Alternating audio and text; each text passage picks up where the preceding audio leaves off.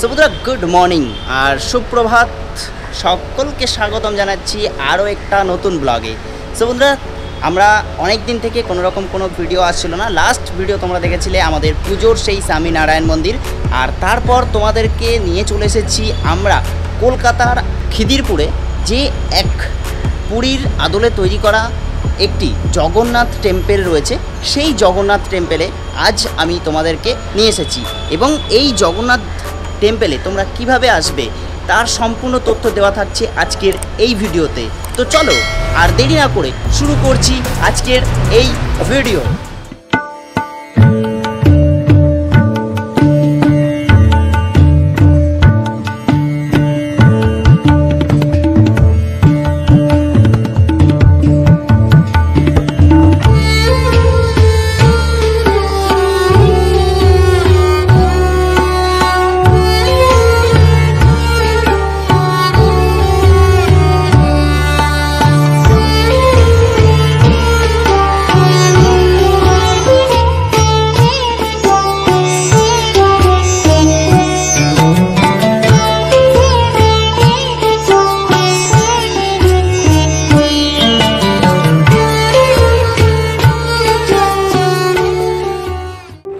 Good morning বন্ধুরা, তো তোমাদের সকলকে স্বাগতম জানাচ্ছি আমাদের এই ইউটিউব চ্যানেল এবং আরো একটা নতুন ভিডিওতে।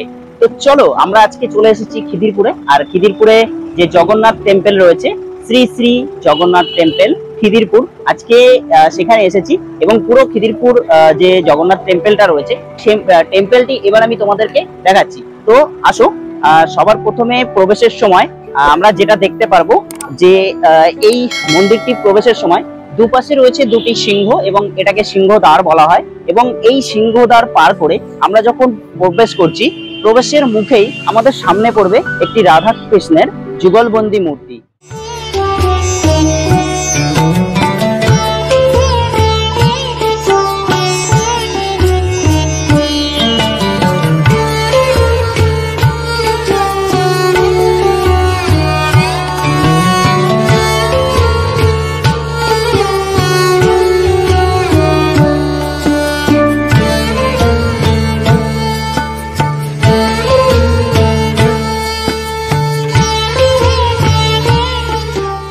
এবং এটির পেছনেই রয়েছে অরুণা স্তম্ভ, এবং এখান থেকে পার হয়ে আসলেই আমরা দেখতে পাবো এটি তুলসী দেবী, যার মাথায় রয়েছে একটি তুলসী মানে তুলসী মন্দির যেটা বলা হয়, বা আমরা তুলসী যেটা দেখে থাকি সেই তুলসী মন্দির এখানে রয়েছে।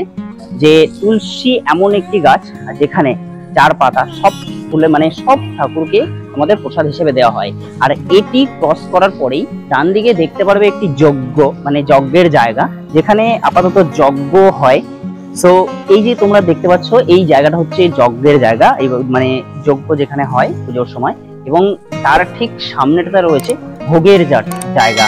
চলো এবার আমরা চলে যাই মূল মন্দিরের দিকে। এবং মূল মন্দিরে প্রবেশের সময়ই আমরা দেখতে পাবো এটি হচ্ছে গরুর ধ্বজা, যেটা আমাদের জগন্নাথ টেম্পলের একদম সামনে থেকে থাকে। এটি হচ্ছে সেই জায়গাটি। এবং আমাদের সাথে আমরা রয়েছে আমাদের মন্দিরের পূজারী। নমস্কার গুরুজি, জয় জগন্নাথ।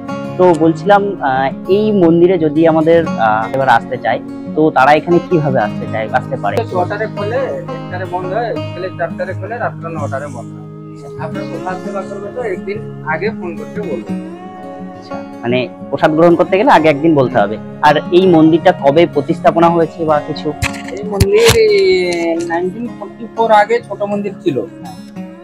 এটা তৃতীয় সংস্করণ মন্দির। এটা 99 এটা বড় মন্দির হয়েছে।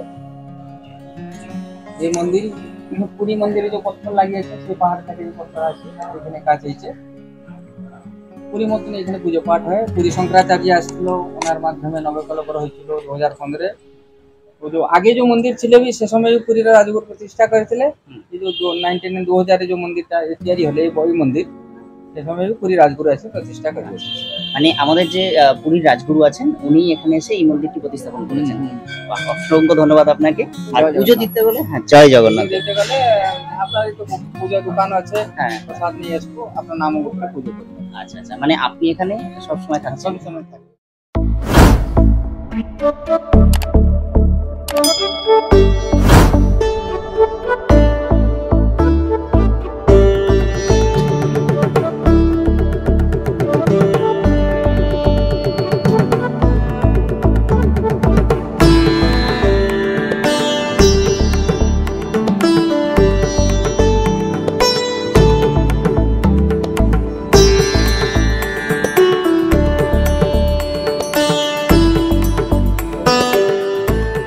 চলো এবার আসা যাক আমাদের জগন্নাথ দেব, বলরাম দেব এবং সুভদ্রা দেব এখানে আমরা এবার দর্শন করে নিই। কৃষ্ণ তুমি কলিতে জগন্নাথ। এবং এই অপূর্ব কাজ, যে কাজটা তোমরা দেখতে পাচ্ছ এখন, সেটা এই জগন্নাথ টেম্পলের একদম উপরে করা রয়েছে। এগুলো আসলে তোমরা দেখতে পারো।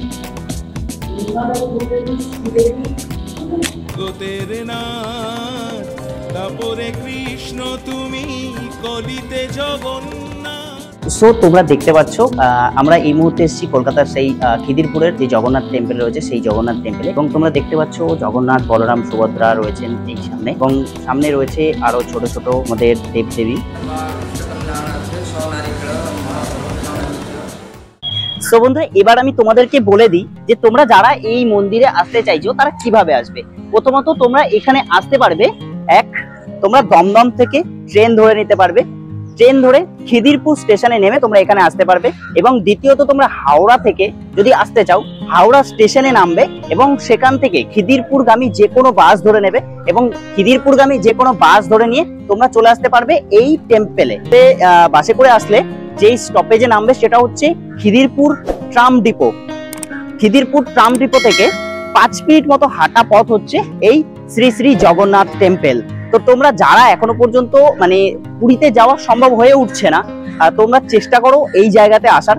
একদিনে ঘোরার মতো বেস্ট ডেস্টিনেশন হচ্ছে এই শ্রী শ্রী জগন্নাথ টেম্পল। তোমরা এখানে আসলে পুজো দিতে পারবে, এবং এক টুকরো ক্ষুদ্র সংস্করণ হচ্ছে এই পুরীর জগন্নাথ টেম্পল, যেটা আমাদের পশ্চিমবঙ্গে খিদিরপুরে অবস্থিত।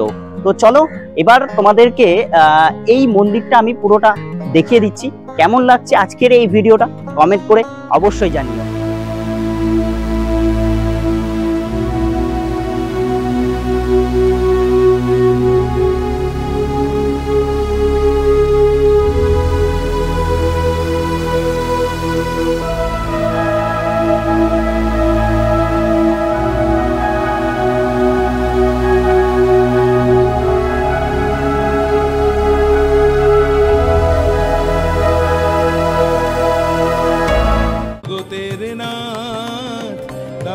কৃষ্ণ তুমি কলিতে জগন্নাথ।